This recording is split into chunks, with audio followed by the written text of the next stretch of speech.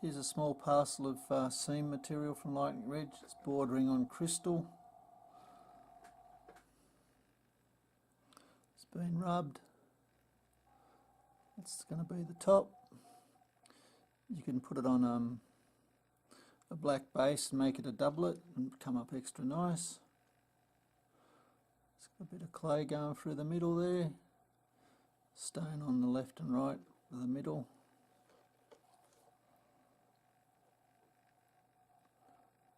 Bit of not much. A few of these pieces are just thrown in, give you a bit of interest, like that piece. There's really two pieces in that that's you cut, perhaps that one as well. Anyway, I hope you've enjoyed. Cheers.